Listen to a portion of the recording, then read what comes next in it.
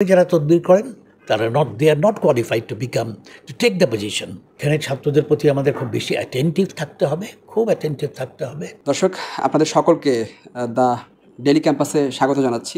আমরা খুবই আনন্দিত। আজকে আমরা এমন একজন ব্যক্তির সাথে সাক্ষাৎকার নেওয়ার জন্য এসেছি, যিনি পাবলিক সার্ভিস কমিশনের চেয়ারম্যান ছিলেন, ঢাকা বিশ্ববিদ্যালয়ের উপাচার্য হিসেবে দায়িত্ব পালন করেছেন সফলতার সঙ্গে। সেই একজন শিক্ষাবিদ, যাকে নিয়ে পুরো দেশের মানুষ গর্বিত, এমন একজন শিক্ষাবিদের সাক্ষাৎকার আজকে আমরা নেওয়ার জন্য এসেছি। বর্তমানে যিনি ইউজিসি বিশ্ববিদ্যালয় মঞ্জুরি কমিশনের চেয়ারম্যান হিসেবে দায়িত্ব পালন করছেন, অধ্যাপক doctor S M A. Faiz sir. Sir, আপনাকে দ্য ডেইলি ক্যাম্পাসে স্বাগত জানাচ্ছি। Thank you very much. আপনাকেও অনেক ধন্যবাদ, এসছেন। So nice of you. Sir, আমি শুরু করতে চাই এই প্রশ্নটি দিয়েই যে আপনি তো স্যার পাবলিক সার্ভিস কমিশনের চেয়ারম্যান ছিলেন, ষষ্ঠ চেয়ারম্যান হিসেবে দায়িত্ব পালন করেছেন, ঢাকা বিশ্ববিদ্যালয়ের 26তম উপাচার্য হিসেবে দায়িত্ব পালন করেছেন, এবং আপনি যখন বিশ্ববিদ্যালয়ে উপাচার্য হিসেবে ছিলেন, আপনার তৎকালীন শিক্ষক হিসেবে প্রভাষক হিসেবে জয়েন করেছিলেন বর্তমান উপাচার্য অধ্যাপক নিয়াজ স্যার। তিনি বর্তমানে ঢাকা বিশ্ববিদ্যালয়ের উপাচার্য, এবং আপনি হচ্ছে বিশ্ববিদ্যালয়গুলোর যে তদারকি সংস্থা, অভিভাবক বলা হয়, সেই সংস্থার চেয়ারম্যান স্যার। আসলে বিষয়গুলো কেমন লাগছে এবং কোন পদটিতে আপনি বেশি স্বাচ্ছন্দ্য বোধ করছেন? আমি যখন পাবলিক সার্ভিস কমিশনের চেয়ারম্যান হলাম, most probably I was the youngest ever chairman of the public service commission.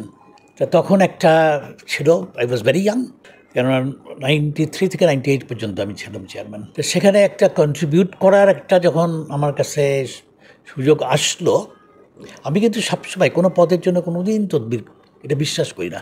আমি মনে করি যারা তদবির করেন তারা they are not qualified to take the position, whether it is a PSC chairman or university vice chancellor or grants commission chairman.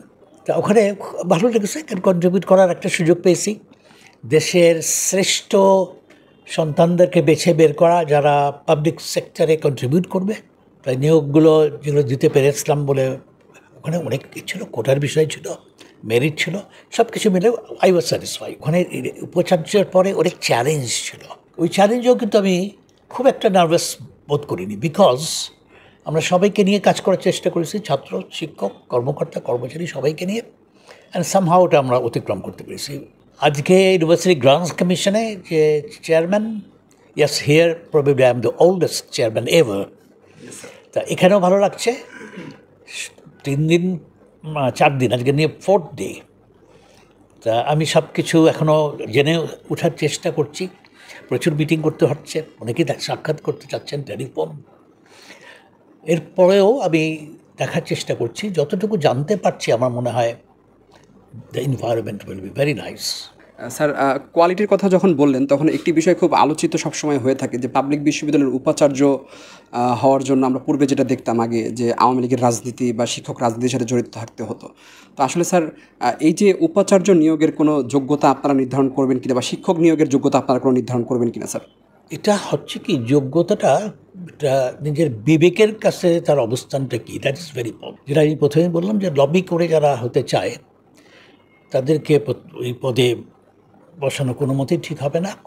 খুঁজে বের করে আনতে হবে কে এই পদের জন্য will be very suitable for that matter. Dhaka ইউনিভার্সিটির ভাইস চ্যান্সেলর যেটা, উনি তো সবার কাছে গ্রহণযোগ্য এবং হাইলি কোয়ালিফাইড পারসন, বলবো ভেরি গুড সিলেকশন। তা এরকম তারা বাসার চেষ্টা করছেন। পছন্দ অপছন্দের বিষয়টা থাকতে পারে, আমরা কেউ একেবারে রাজনীতির ঊর্ধ্বে চলে গেছি তা না। আমাদের চিন্তাভাবনার মধ্যে ডেফিনেটলি কারোর প্রতি কোনো রকম ফিলিং থাকতে পারে, অবশ্যই থাকতে পারে, কিন্তু এটা রিফ্লেকশন আমি চেয়ারে বসার পরে আমি দলমতের ঊর্ধ্বে উঠে সবাইকে দেখার চেষ্টা করছি কিনা, শিক্ষককে শিক্ষক হিসাবে, কর্মকর্তা কর্মচারীদেরকে সেই হিসাবেই, এবং ছাত্রকে ছাত্র হিসাবে, আর কোনো আইডেন্টিটি না। তা এইভাবে যদি দেখতে পারি আমি সবাইকে, সবার প্রতি যদি আমি জাস্টিস করতে পারি, that should be my feeling. Sir, এখন যে বিষয়টি জানতে চাই স্যার, বিশ্ববিদ্যালয়গুলো তো স্যার হলগুলো তো স্যার খুলে দেওয়া হয়েছে, তবে একাডেমিক কার্যক্রম এখনও শুরু হয়নি, এবং একাডেমিক কার্যক্রম ঢাকা বিশ্ববিদ্যালয় খুব সম্ভবত সেপ্টেম্বরের 22 তারিখ থেকে শুরু হচ্ছে, তবে অন্যান্য বিশ্ববিদ্যালয় এখন পর্যন্ত এ বিষয়ে কোনো সিদ্ধান্ত নেয়নি।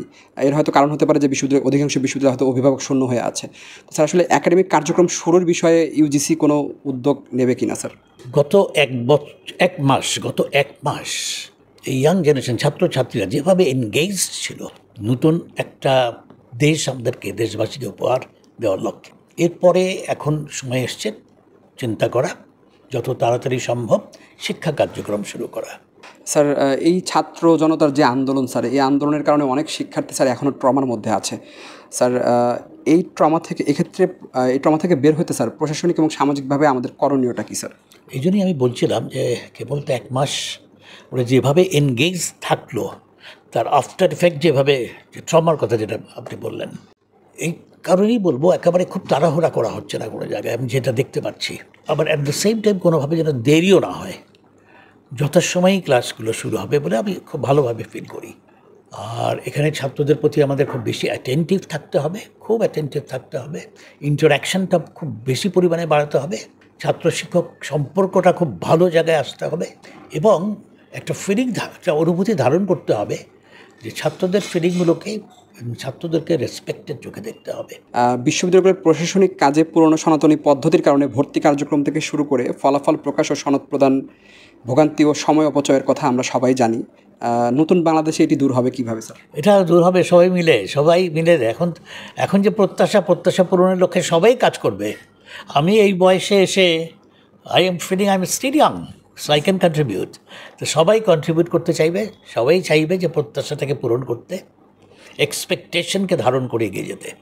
ছাত্রনেতা ও সংগঠনের সাথে অনেক শিক্ষকের শ্রদ্ধাপূর্ণ সহজ সম্পর্কের অবনতি ঘটে বলে শোনা যায়। তখনকার পত্রিকাতে কিছু চ্যালেঞ্জের কথাও জানা যায়। এবার এমন একটি আন্দোলন ও গণ অভ্যুত্থানের পরে শিক্ষার্থীদের পড়াশোনায় ফিরিয়ে ও মনোযোগী করতে চ্যালেঞ্জ আছে কিনা, থাকলে চ্যালেঞ্জ মোকাবেলায় আপনাদের পরিকল্পনাটা কী স্যার? মানে আজকে তো all together a new Bangladesh, নতুন একটা বাংলাদেশ। এই নতুন বাংলাদেশে সবাই ফিল করে যে আমাকে কিভাবে করে কন্ট্রিবিউট করতে হবে, কিভাবে আমাকে আমার অবস্থানে রাখতে হবে মর্যাদার জায়গায়, এবং ছাত্রদের সাথে আমাদের সম্পর্কের জায়গায়, সোসাইটির প্রতি আমাদের দায়বদ্ধতার জায়গায়। এই সব কিছু বিবেচনায় নিয়ে আমরা definitely I believe it will be different situation, all together different situation. শিক্ষার্থীরা সনদ নিয়ে বের হচ্ছে, কিন্তু মানবিক গুণাবলী সম্পন্ন মানুষ ও দক্ষ কর্মী হিসেবে পরিণত হচ্ছে না বলে অভিযোগ নিয়োগকর্তাদের স্যার। এই বিষয়ে আপনার মূল্যায়ন কী করতে পারে সরকার, শিক্ষা প্রতিষ্ঠান ও অভিভাবকরা? I have the same answer, একই উত্তর, যে এখন নতুন অবস্থায় সব কিছু সুন্দরভাবে চলবে ইনশাল্লাহ। একটু ওয়েট করে দেখি আমরা। উই হ্যাভ সিন ম্যাজিক, তাই না? অতীতে যেটা দেখলাম, এই জিনিসটা শুধু বাংলাদেশে না, পুরো পৃথিবী এটাকে উদাহরণ হিসেবে নিচ্ছে। তারা অবাক হয়ে দেখছে, পুরো বিশ্ব অবাক হয়ে দেখছে। শিক্ষা গবেষণা, শিক্ষা প্রশাসন পরিচালনা ও উদ্যোগের দীর্ঘ অভিজ্ঞতা আপনার। কোন দর্শন ও ভীষণ নিয়ে এগোতে চান? কোন বিষয়গুলো সংস্কারে ও গঠনে অগ্রাধিকার পাবে স্যার? আপনার তো বললাম যে একটা টিম ওয়ার্কের মধ্যে চলতে হবে, সবার চিন্তাকে ধারণ করে এগোতে হবে। আমি যেটা ফিল করছি দ্যাট ইজ নট এভরিথিং। অন্যে কী ফিল করছে সেটাকেও সম্মানের চোখে দেখতে হবে, একে অপরের কাছ থেকে শিখতে হবে, জানতে হবে, একে অপরের ফিলিংটাকে রেসপেক্টফুলি দেখতে হবে।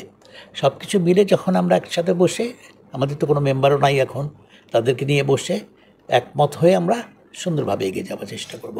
স্যার, আমরা দেখেছি যে আপনি যখন পিএসসিতে দায়িত্ব পালন করেছেন তখনও কোনো অনিয়ম এর প্রশ্রয় দেননি।